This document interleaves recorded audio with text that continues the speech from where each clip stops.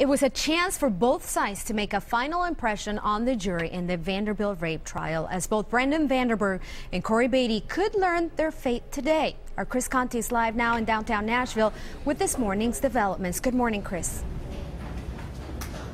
Good morning, Jennifer. And there is a very real possibility that this all could be over at some point today, as the jury is expected to begin deliberating later this morning, if not early this afternoon. Now, things began this morning with closing arguments being given by Fletcher Long on behalf of Brandon Vandenberg. He urged jurors to think about the evidence they've seen, saying that just claiming other acts may have occurred, not shown on the video that jurors saw, doesn't mean the 21-year-old should be convicted. He tried to deflect a lot of the charges to co-defendants who haven't been tried yet, but there was a small admission of guilt.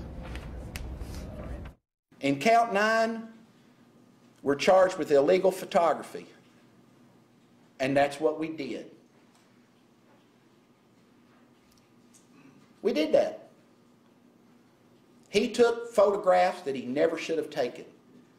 He exercised judgment that was deplorable.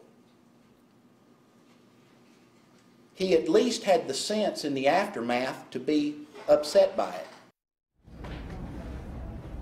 Deputy DA Tom Thurman just wrapped up his closing arguments, reminding the jury that the argument the defense has tried to make here, that Corey Beatty was too drunk to be responsible for his actions, doesn't fly under the law. Of course, we are expecting the jury to be charged with their instructions in a little while, and then deliberations will take place. Stay with us throughout the day as we continue to bring you the developments in this case. We are live at the courthouse downtown. Chris Conte, News Channel 5 HD. Thank you, Chris. More than 50 million people in the Northeast are in the middle of a monster winter storm they will never, ever forget. So far, the blizzard has canceled close to 8,000 flights and shut down the rails and the roads. Chris Van Cleve is there. Most roads and rails are open again in the Northeast. With a monster blizzard in the forecast, governors in the region imposed strict travel bans overnight. But in New York City, the storm did not pack the punch many expected. It is still weather, and that is the nature of the beast. There's a certain imprecision.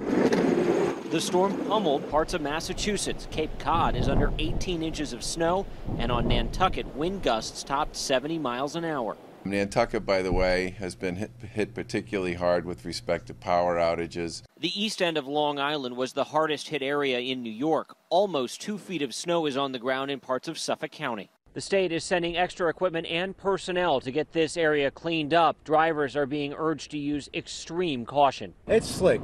Under the snow, it's ice. New York is getting back up to speed after it was basically shut down for the night. Subways are running and traffic is moving, but many workers are off for the day. And so are school children. It was a snow day for thousands of kids from Maine to New Jersey. Chris Van Cleve, CBS News, Comac, New York.